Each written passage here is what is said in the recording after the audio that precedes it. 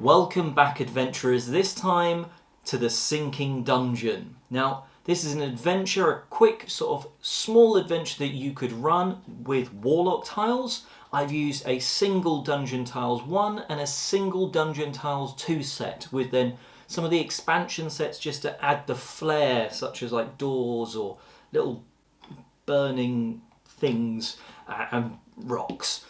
So this is where your adventuring party is going to enter the dungeon. Now, I've just used this sort of portcullis, I think it is, raised from the WarLock Tiles doorway set, and that's going to, as soon as you've come in, close. And that means until you've gone through some of this dungeon, you're not getting back out, and you're stuck in this first room. This first room, as you enter, it's not too dark, but it's slightly dimly lit from torches. There's a moistness to the air, sort of it's quite cold, and there's moss on the walls, and that's because everywhere is sinking, so you need to be relatively quick. You look around the room, over here there's an odd room with sort of an iron door, and there's stocks in there and some barrels and stuff that you can look in. You've got some torture equipment, again, just from the torture kit, the new torture chamber kit from WizKids, just sort of looted around on the table here with some gold piles and some other chests and stuff. And then if you come over here, you'll see that this is probably where you need to get to. Now, given that WarLock Tiles are 2x2 grids, and that is effectively 10 foot, this is nearly a 20-foot jump. So unless you've got an entire party that can fly or perhaps misty step forward, they're going to need to find a way across.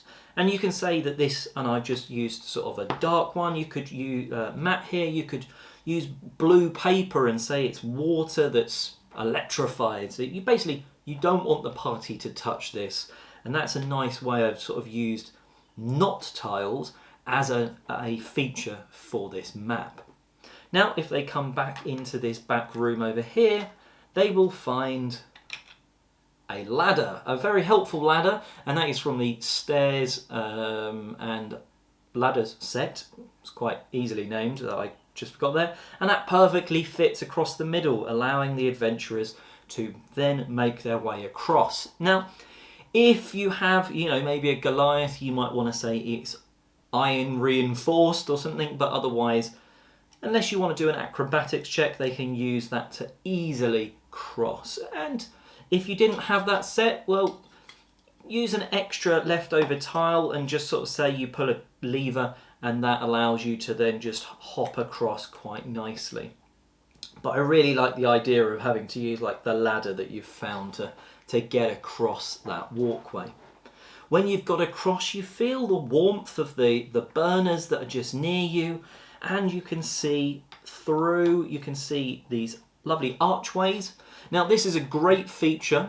This feature here I've actually spotted on Reddit, and I'll put the username of the person that found it on the screen here, because unfortunately I can't remember the name. But basically, you pop the doors off, the full height doors, and they become archways. Now, because of that, I've basically had to shift the entire grid one wall thickness, so half an inch onwards, but that's given a really nice symmetry to this section, and the archways, I think they look absolutely fantastic. It's something you can't do with the half height walls.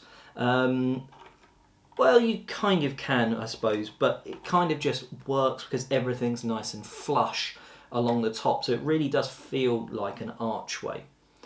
Now, a couple of things in this build. This is basically, this section here, this is all you're going to be able to build with WarLock Tiles, Dungeon Tiles 2. Now, I've used every single wall piece. There's one wall door piece left, but other than that, I could have used, you could build a bigger section than this if you used sort of interior walls a bit more freely. I just wanted to try out with the archways having a really thick interior wall and zoned off area that you can't get into. Now, this is where you come across a locked door. So all of the doors in here are locked, but you can get through into the two side rooms here. These two bits you can never get into. And this final door is locked, but you can hear something on the other side. Now, you're not quite sure what it is. It sounds maybe like a creature or a monster that's not having a good day. Now, this is where I'm using the accessories for the wall piece. So I've got one of these it's the sword and shield, and you can just sort of have it off at an angle. And if players notice that, they can maybe rotate that, and then they'll hear a clunk. But the door will only budge a little bit then. Now, if they go back, they will find a sword and shield part in that first room where they found that ladder, or perhaps, you know, in one of the other chests or something like that. And that's where they put the other one into the wall, and then all of a sudden, they're both the right way up. This puzzle is lifted and the door will open. Then they can go into this final room where they are coming against the boss monster, effectively, of the dungeon. In this case, I've put in an ogre because I think that miniature looks really cool, and for that size room, it feels like a nice size.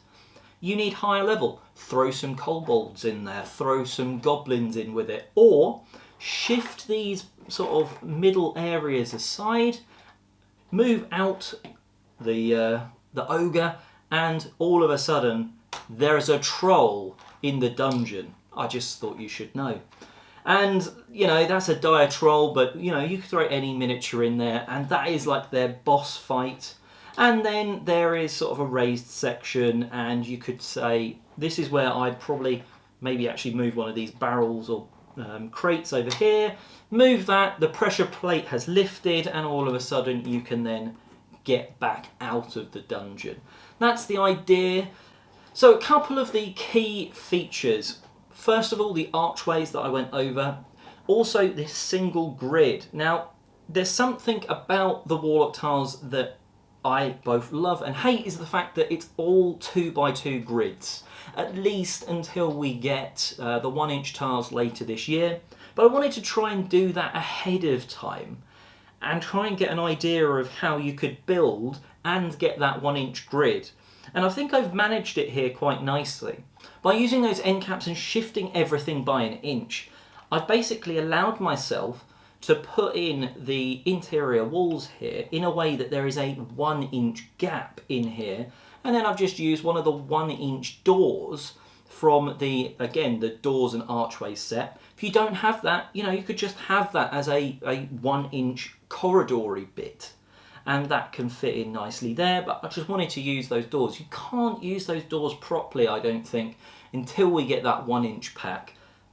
But this actually allowed them to be used, so I was really happy about that.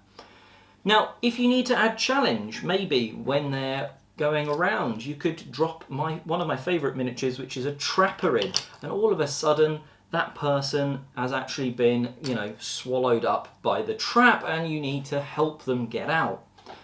Throw more monsters in. There's little areas that, you know, when they get across to here, they can't see round the corner, so you can drop some kobolds in and get them to run at them. You can upgrade that ogre to the dire troll. But otherwise, it's a nice fun build that uses just 2 sets. So the Dungeon Tiles 1 and Dungeon Tiles 2 sets. There was a few of these tiles, the 2x2-inch tiles left over, but otherwise it's a decent small medium-sized dungeon with a couple of puzzles for them to work out, easily upgradable in terms of if you want to throw some more combat in. But there we go, that is the Sinking Dungeon. If you enjoyed this build, please let me know in the comment section below what you enjoyed. And also check out other stuff on the channel. So there's another build of the month, the Inn, that was another really fun one, a good way to start your Candlekeep Mysteries adventures. And there's other stuff on the about D&D or board games on the channel, so check those out too. And thank you very much for watching.